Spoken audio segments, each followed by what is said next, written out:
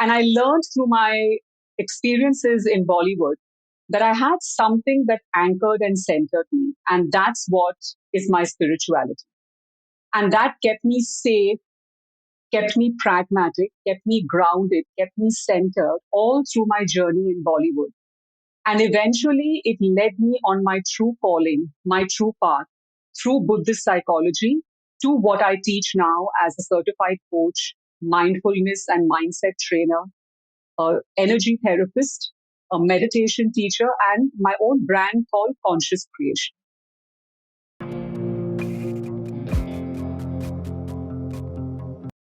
Hi, Avril. Welcome to the podcast. Thank you so much, Deepak. It's my pleasure to be here with you. It's wonderful to have you here, especially given your varied background from music to Bollywood to Buddhist psychology and now to your own courses.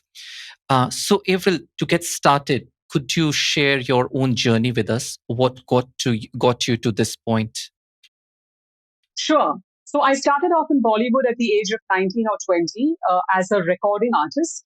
And I went on then to act in television serials and even produce a television serial, co-produce a television serial for Sub TV called Manzile Aur Bhi Hai. But in the beginning, it was a bit of an adjustment for me because I came from boarding school came to college to Bangalore. I was in Rajasthan, came to college in Bangalore, and then from there straight to Bombay. Even though I was born and brought up in Bombay, Bollywood is and show business is a different kettle of fish. So I really had to look after myself quite quickly. And I learned through my experiences in Bollywood that I had something that anchored and centered me. And that's what is my spirituality. And that kept me safe, kept me pragmatic, kept me grounded, kept me centered all through my journey in Bollywood.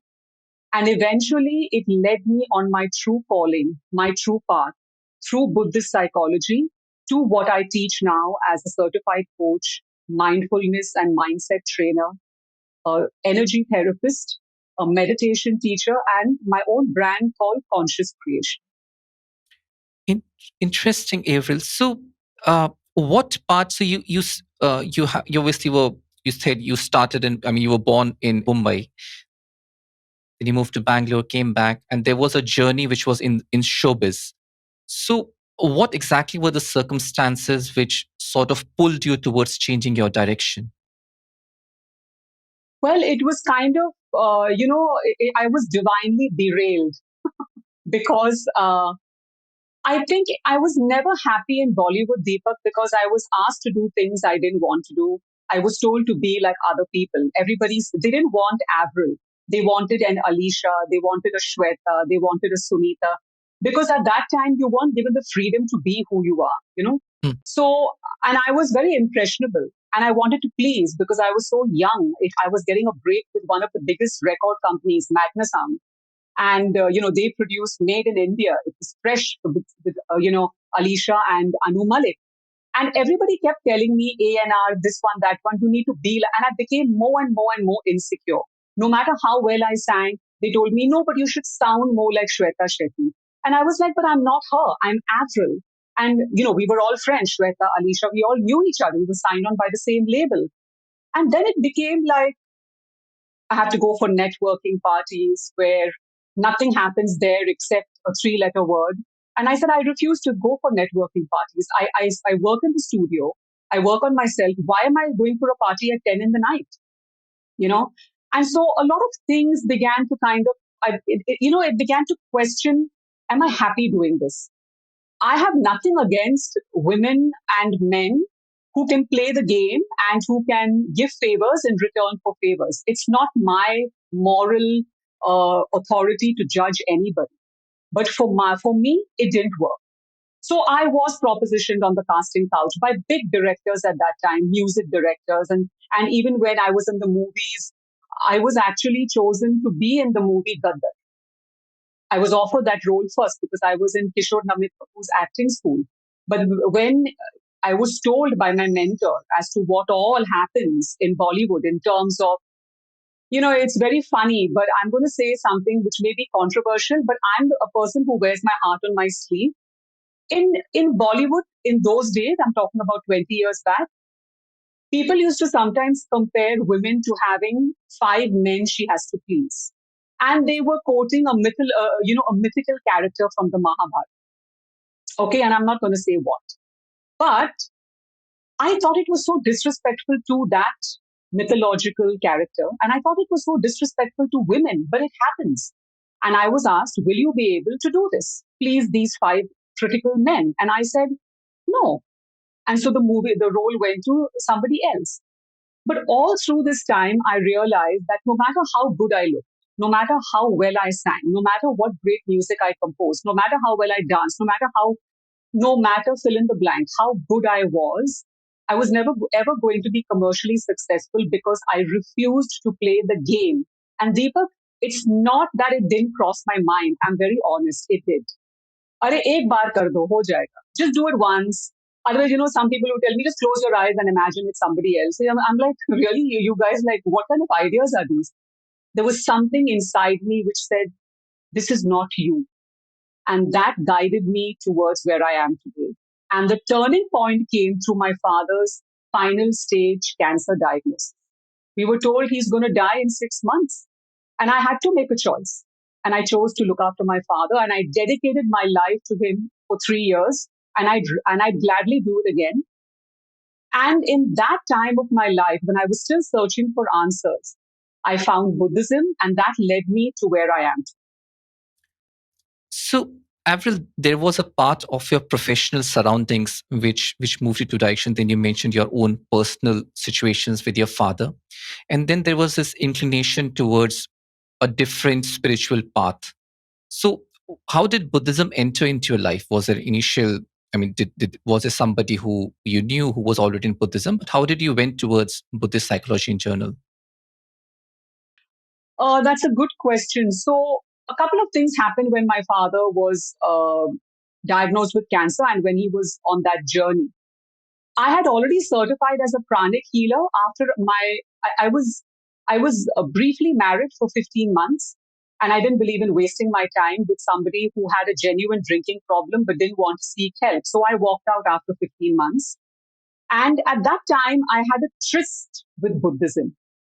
He was from Finland, he was Finnish, and he professed to know about Buddhism, and he hated Catholics and he liked Buddhists, and that sort of thing was going on with him. So I happened to get some kind of imprints of Buddhism through my ex-husband. Hmm. And after I divorced him, I was studying pranic healing to become a certified pranic healer as part of my healing journey, Deepak. I didn't want to certify to help people. I wanted to learn it to help myself, right? Because unless you are well, you can't help other people. And it wasn't my intention to help anybody. I was very selfish. I was looking to help moi, me, myself. I healed beautifully. And one of my teachers told me, you have a gift. You can actually see colors. You can sense things. Your sense of empathy, like your what they now call an empath, because you can feel, you can sense. It's like extrasensory perception, but yours are very. Everybody has it, but yours is very heightened. So why don't you use it? So cut to when I was with my father, which is now 5-6 years after I got divorced. I went to Bombay again, right, to again try my luck. Before I was married, I was in Bombay, came back, got married, then again I went every time hoping that the mentality would change. Unfortunately, it didn't change. So I was doing to make ends meet, because when you're in Bangalore, you don't get that much work as a singer, and even if you do, your rate is slashed by three, like by 2/3. So I had to make ends meet. And I also wanted to try out helping people and see whether that would shift my mind from this cancer, because cancer is very dense, consuming. It brings you down. Even the caregivers, it brings them down. So I decided to shift my focus. And I met a lady who I went to do some pranic healing for. She was having a chronic, I think her hip was constantly giving her trouble, her right hip and leg. And I saw a beautiful tankha, or a Buddhist painting on cloth. It's called a tankha, of this thousand-armed deity who's called Avalokiteshvara in Sanskrit and is called Shenrezig, and we in Tibetan, and we believe, as Buddhists, we believe that His Holiness, the Dalai Lama, is the reincarnation of this Buddha of compassion. And I don't know how to explain it. It may sound woo la la to people, but I'll take my chances. I felt this Tanka calling me, this deity calling me. It was like a deja vu experience where I've seen this deity somewhere, I don't know where. I sensed the energy and this deity was calling me. And I kid you not, I come from a staunch Roman Catholic background. My parents wouldn't, they're like, horses with blinkers, Mm. and my father's brother is a priest for the last over 60 years. So I was like, now what do I do? So I was being given all these tests. Don't ask me how I had the courage. I still don't know how. I converted to Buddhism in my mind almost immediately. I didn't even think about it. It came straight from here. I just converted to Buddhism. In my mind, I was not a Catholic anymore and I was following the philosophy of Buddhism because in Buddhism, we don't have the concept of God, right? We're almost, atheistic if you want to look at it like that. But we believe that everybody has the seed of enlightenment. So if Shakyamuni Buddha could be a Buddha, he's one Buddha in Kali Yuga. But there are countless Buddhas before him and there are countless after him. And you could be one, I could be one. And so we don't have the concept of God. We just have the concept of transcending this samsara where you have no, kind of three poisons of ignorance, clinging, and aversion. So does that answer your question? It does. But just a quick note on that part, Avril. Did you and actually do you now make a distinction between religion and spirituality? Wow, Deepa, you're asking me controversial questions. I love it. Um, yes, I think if you seriously look at it, religion is an institution, right?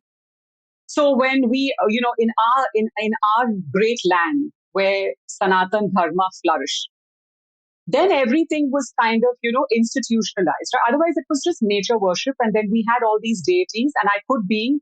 Please correct me if I'm wrong. I'm very open to anybody else's knowledge because we all know much more than other people know much more than us. Um, my uncle, my mother's brother, this is really funny, right? So my mother's brother converted to the ISKCON movement, Sri Mm. Prabhupada, decades ago. He was a musician playing in Zubin Mehta's orchestra in Vienna. He was a concert pianist, and he gave up everything to follow Krishna. And then many decades later, his niece gives up everything to follow Lord Buddha or Buddhism. So I clearly understood at that time also there were a lot of conflicts happening even in that institution. But the message of Krishna is so pure. So I believe that these great prophets, masters, Buddhas, enlightened beings, they are talking about discovering who am I? What am I? I am much more beyond this ego. If I can just get rid of these three poisons of attachment, the ignorance of the inherent self. I mean, this I could be what? Like my throat, my ear, my cheek, what could it be? So if we get rid of clinging, aversion, and ignorance, then we are free from samsara and we are enlightened. Mm. So that is spirituality. That's the message of spirituality, one of the.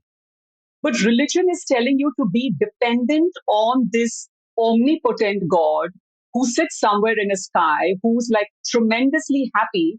And I don't know, like I find it a little weird, me personally. Like he's so tremendously happy up there, and people are getting plundered, looted, raped, dying, disease. So I'm thinking, like, where's the love?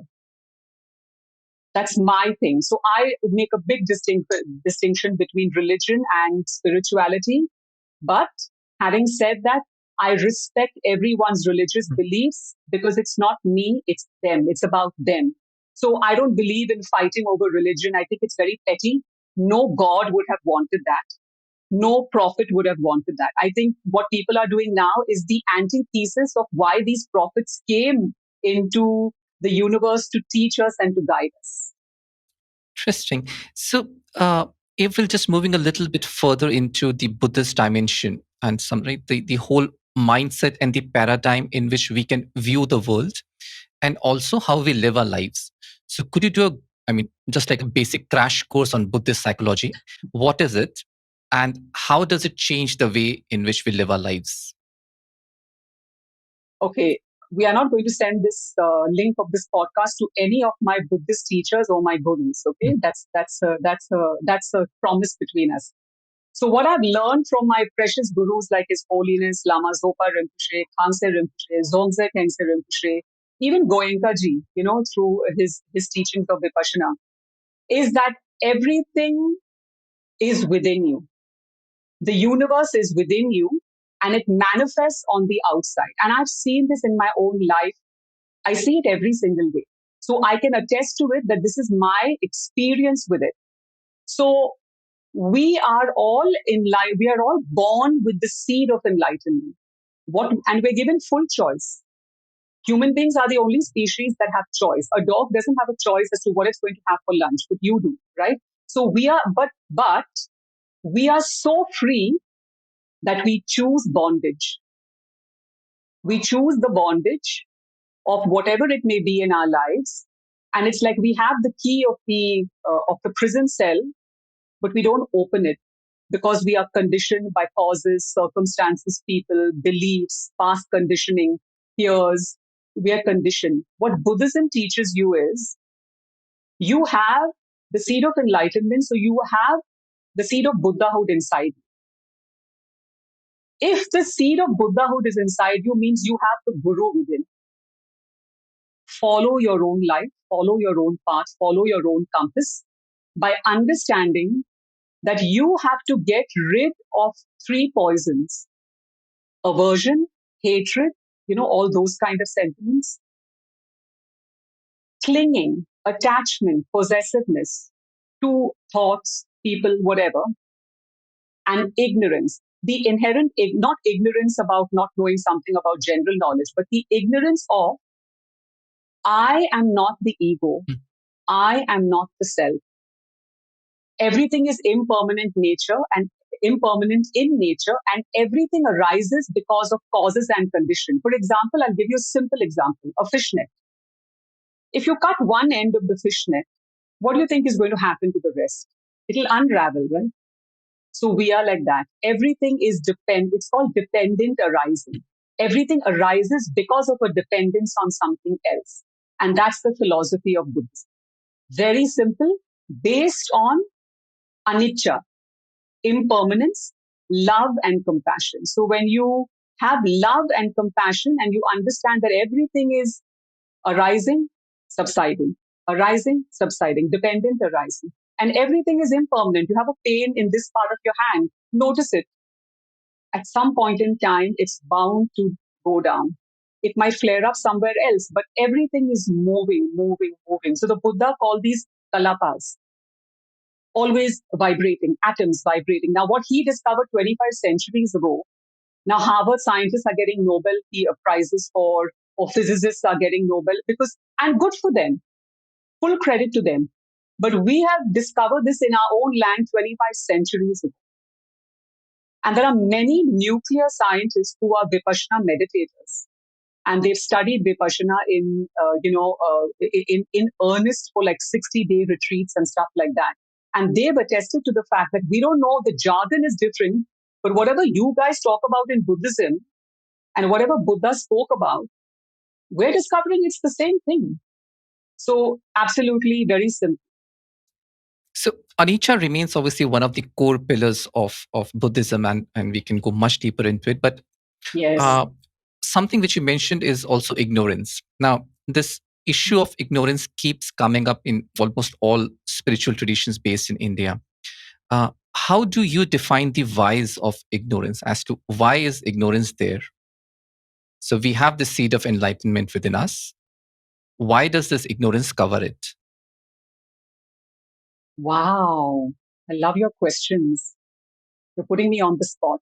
Okay, so from what I've studied and in my own experience, and again, these are strictly my opinions, I know what you're saying. It's like a paradox, right? You have the seed of enlightenment and then you have this ignorance.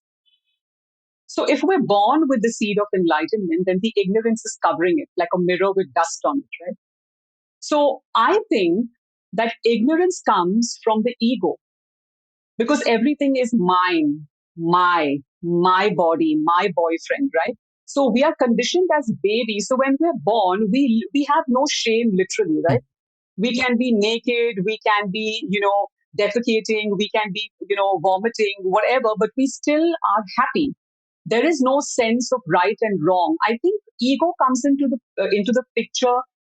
First of all, it's a self protection mechanism, but then it's also about how people make you feel. If you come first in class, your ego gets a boost because people are clapping for you.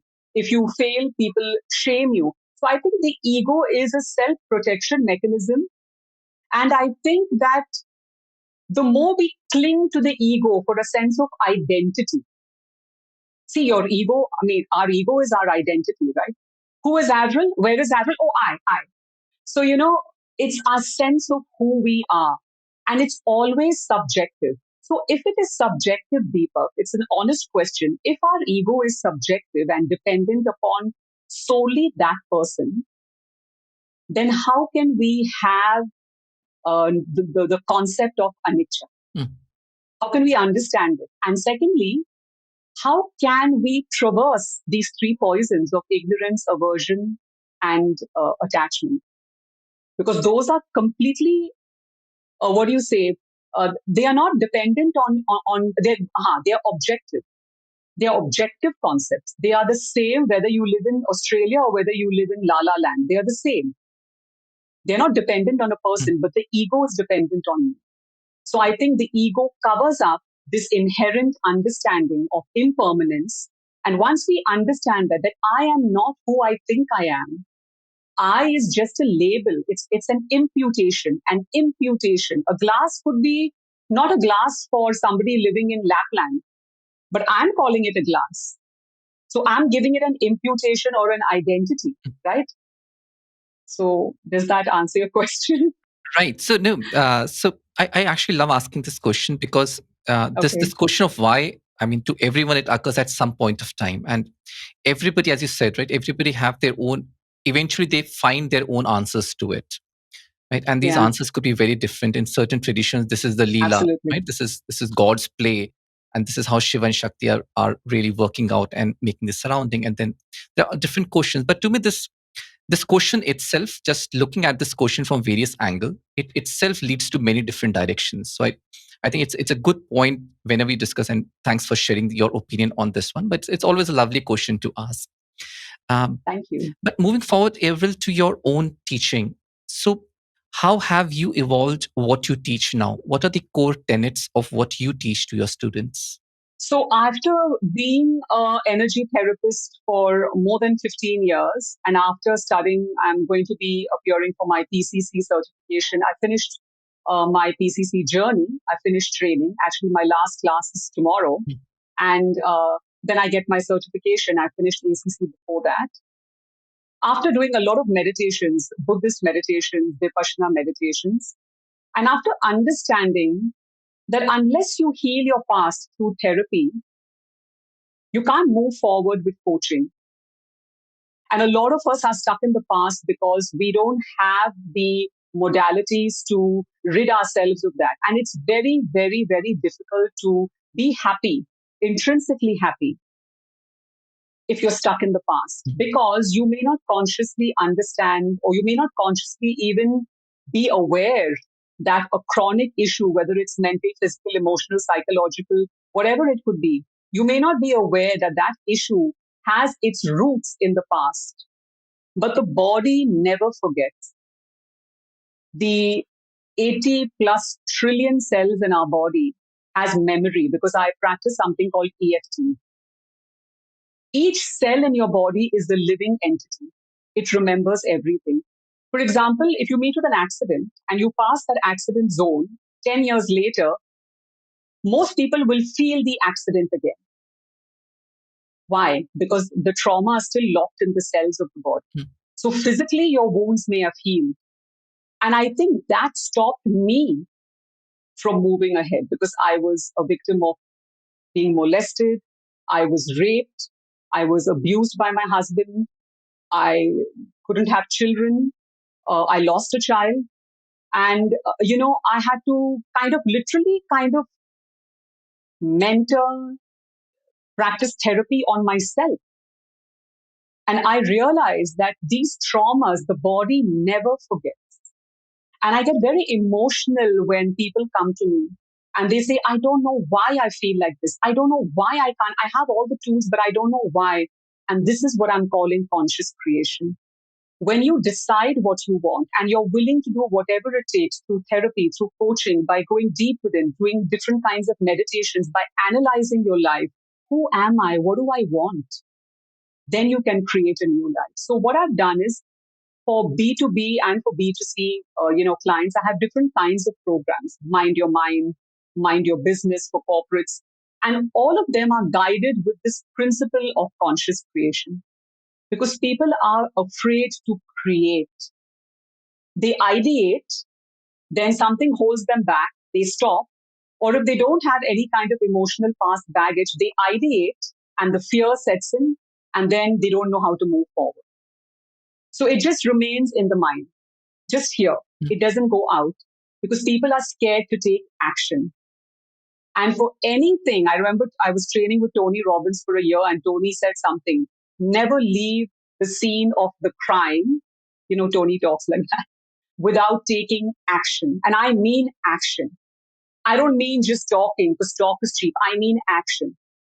And I remember that, I don't know, it's stuck in my head and his booming voice keeps, playing that over and over again. Whenever I think I'm going to procrastinate, when I know I'm going to procrastinate, I hear Tony's voice. So I teach people how to take things from conception to action. So that's conscious creation. It's the how of the law of attraction. And it's not new, but I've devised a formula and it's been working. I've worked with 2,000 people now. And it's been working in cohorts and it even works one-on-one with people. And when you talk about conscious creation, is the connotation there that consciously you can recreate your life however you visualize it? Is that the intended meaning? Oh my God, absolutely. Absolutely. You can, look where I came from. People still make fun of me. Are Bollywood mein naachte ki gaati thi, abhi coach ban gayi, abhi spiritual hai. Somebody was trolling me on Twitter and said, "Oh, you think you're the female Sadhguru?" I said, "Really? Thank you." I mean, I admire Sadhguru. He's got a lot of knowledge. And if that's the way you feel, great. I bless you and go in peace. Because, it doesn't matter to me what people say. I have consciously recreated my life from, yes, a singing, dancing, acting, whatever Bollywood person to who I am today. And if other people don't accept me, that's their problem, not mine. But I've gone literally 360 degrees from, east to the west, literally, right? In terms of the trajectory.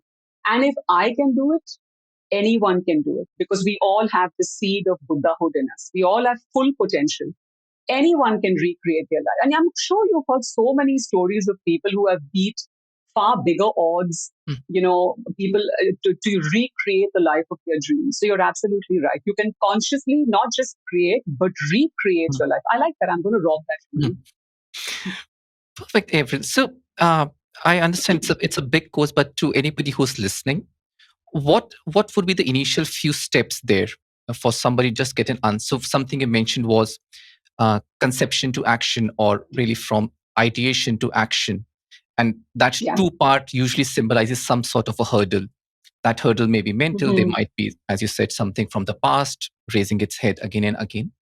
But what are the initial few steps which somebody should take to really consciously recreate and create their life? Okay, number one, you have to be serious about really, really taking action. You really need to deep dive. So go into a meditative state, just count your breath slowly and go into a meditative state for at least 5 minutes a day and ask yourself a question. What is the question that you're looking to answer? What do you want to recreate or what do you want to create? Once you get that, certain things may come up for you.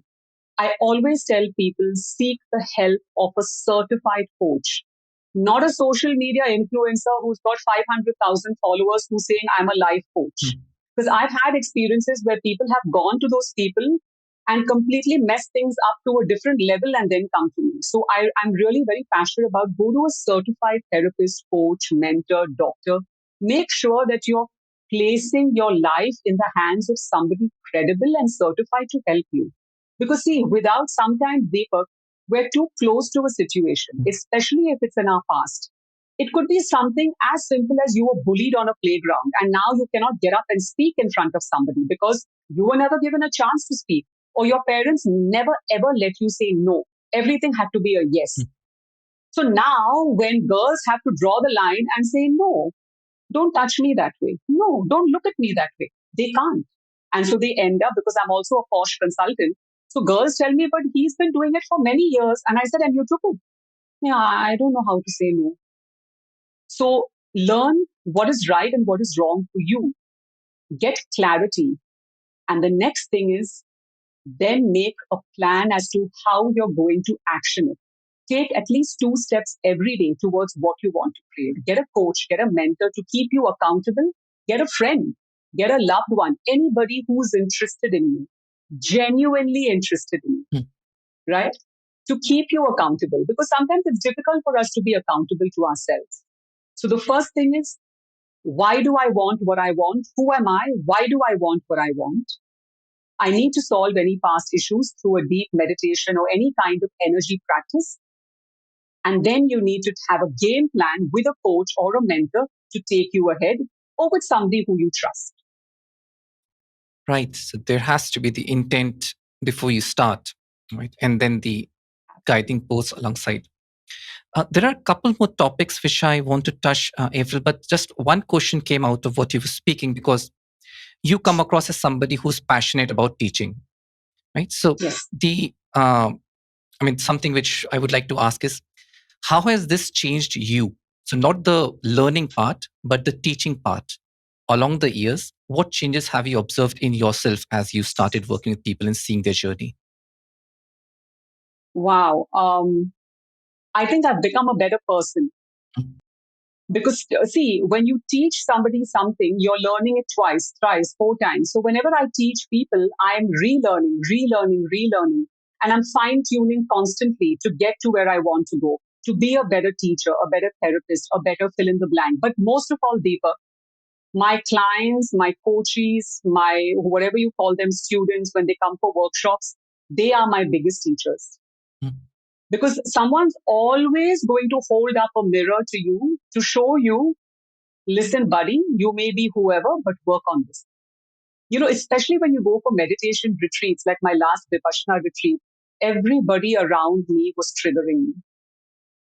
In the girls section, everybody around me was triggering me. And I think the Buddhas put me in the middle of that to test my attachment, my aversion, and just clinging to the ego to test, because I'm teaching everybody, so how are you doing, Avril? So I think, when you learn from other people who you're teaching, it's like learning into 100. So I'm very happy with myself now. I never loved myself before, but I truly love myself now because I know I'm so flawed. I know I'm always growing. And I know that I'm doing what I love, to enrich someone's life, to serve people. And I'm very authentic now. So this is all taught to me, not just through some scriptures or through some great mentors, but through people who I interact with, who come to me for help. Interesting. So, moving on, Avril, to the book which you have written on fear. Yes. Right? Could you just throw some light on it? Because that seems to come from your own personal experiences. And how did that come to be? Yes. So the book is called You Should Be Scared, How 7 Key Fears Can Set You Free. It's a very short book. It's just about 100 pages.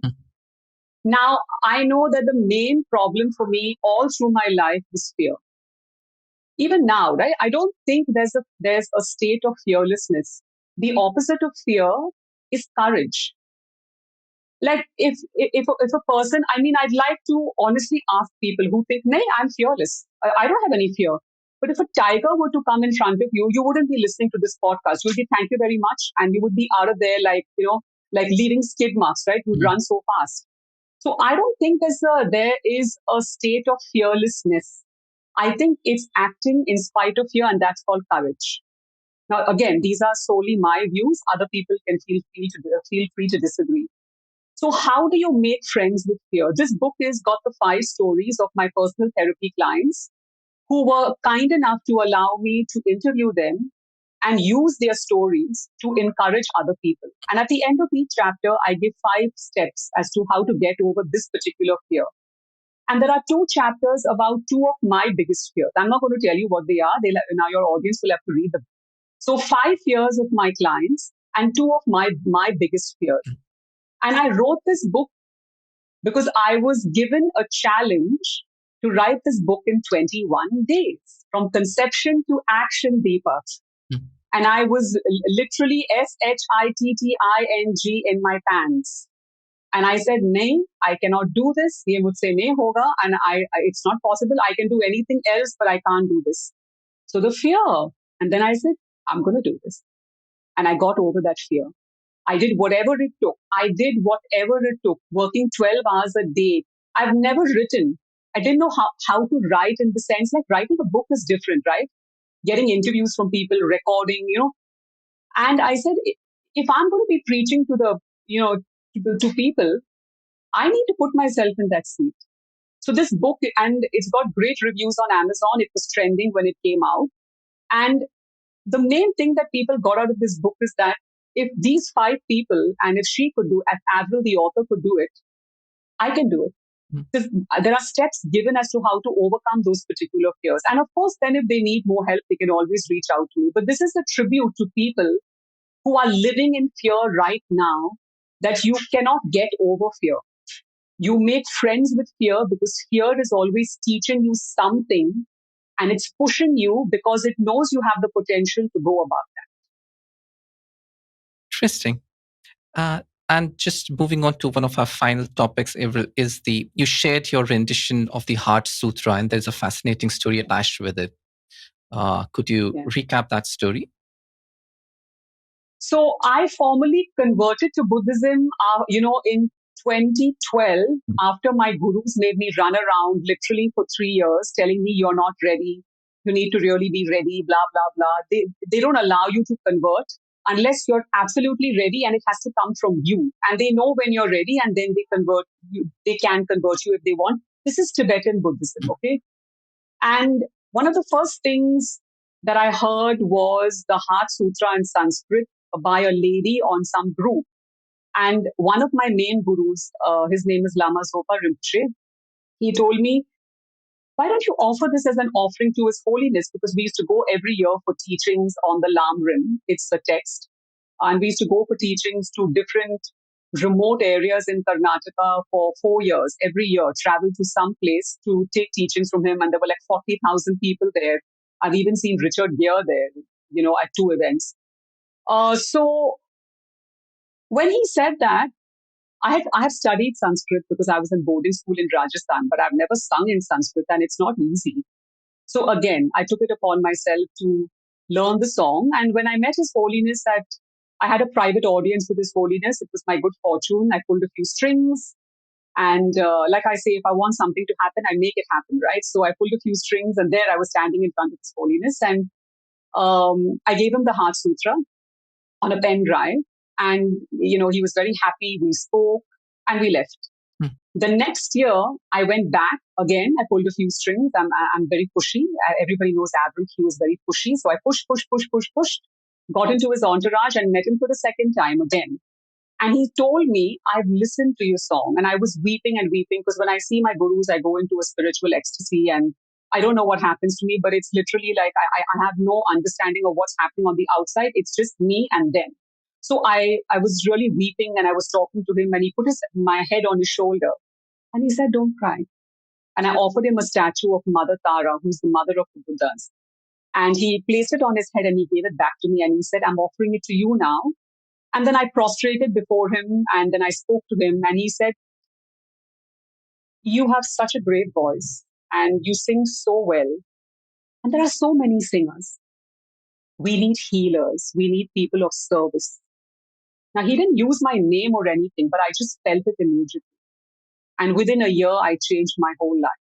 I just worked and worked and worked, saved money, left Mumbai, and came back to Bangalore. And I must tell you this, the proverbial kick in my BUTT was actually given to me by the late Bob Proctor. After His Holiness, I had decided, right? But when you're procrastinating because the money in Bombay is so good, and even if you do one jingle, you're getting paid 20K. Like in Bangalore, they wouldn't pay you even one fifth of that. So I was procrastinating, and I was doing a workshop called the Paradigm Shift, a full year's course on the law of attraction and how to shift your paradigm with the late Bob Proctor, who's one of my favorites. And so he said, "Oh, so what fear is stopping you? You keep saying people won't accept you as a coach, as a mentor, because you were in Bollywood." He's saying, "Forget people. What do you want? I think you're scared. I'm going to give you a challenge. Pack up everything in 3 months, go back to Bangalore, then give me a call." I left in 3 months, packed up, came back to Bangalore, and then we had another call. And he's saying, "Now that's what I call creating your life." So this is the story of the Heart Sutra, and you have it with you. I sang it. This is the same rendition I gave to His Holiness. And whenever I see His Holiness or my gurus, the first thing they will say is, "Sing this for us." And I was also the only Buddhist woman to sing in a temple with 10,000 monks. Buddhist women usually, women in a Buddhist temple usually don't sing. But my guru broke tradition for the first time. And there's a praise written to him by a very famous, we call her a Dakini. She's a nun, but she's got powers of clairvoyance and stuff like that. She's very close to His Holiness, to his entourage, because she gets divine messages, and she gets, for lack of a better word, overcome by spirits, good spirits, who kind of, like oracles. You know what an oracle is, right? I'm sure. So, like an oracle guidance. And she wrote this praise, and it's sung in a yodeling way in in a Tibetan style in which they do a lot of yodeling. But Tibetan, if you change one, syllable, it becomes a different word. And he gave me 7 days to practice the song. And he said, "Now you will be the first woman to sing it in a temple with 10,000 Tibetan monks." So again, judgment, attachment, aversion. So I think my gurus have taught me so much. And then when my name was called to sing it, I just went and sang it. And the monks came out and they were like bowing and saying, "Oh, so good. Thank you, sister. Thank you, sister." Because first of all, they've never heard a woman sing this. And secondly, it was the first time that I'd sung this praise for him in public. So, Deepak, I've been so blessed. In spite of all the hurdles in my life, I've been incredibly blessed. And I'm so happy to be here with you today. Perfect, Avril. And we will leave the listeners with your rendition. But before we end, is there any quote, analogy, story which comes to your mind, which has guided you through your journey and which remains with you? Wow, there are so many. I can't think of just one. There are so many because I listen to so much material that, there are so many swimming around in my mind. I think what still comes up for me time and time again is, and this is not a quote, it's just something that I believe as a philosophy. Through forgiveness, you can enhance your full potential. And when you remember that everything is impermanent, you can choose to recreate a new you. And that's what I've learned from my spiritual mentors, my mentors like Bob Proctor, Tony Robbins. I've learned from them that don't be attached and don't be averse to anything, because everything is constantly changing. The only change, the only constant is change, right? So, and I think it all stems from the fact that we don't forgive ourselves. We can't let go. And I was one of those people who could never forgive myself for so many things, you know. But now I can forgive and I can let it go and move on. Because if you don't forgive, you are stuck. And if you're stuck, you can't consciously create. So I would just advise people, self-love is the best form of love. So when anybody asks me, who do you love the most? I'm like, in this world, me. And people don't like to hear that, right? Especially people who are close to you. And I said, because if I didn't love myself, I wouldn't be able to love you. It's like going to a bank and wanting to withdraw 1 lakh when you have 99,000. Not possible. So I always believe that if your cup is running over, then you can serve other people better. And the key to all that is, again, understanding, acknowledging anicca. So we started from anicca and we came back to it. It's been a fascinating conversation with you, Avril. As I said, we'll leave the listeners with your rendition of Heart Sutra, but it's been lovely to chat with you, and we hope to get you back here again sometime. Thank you so much. I'm so humbled by this, Deepak. And to everybody, I'm sending you lots and lots of metta. Be happy, be happy. And you're right. Everything is anicca, and so our time has come to part, but not for long. Hopefully, I'll be back if I can add more value to your podcast.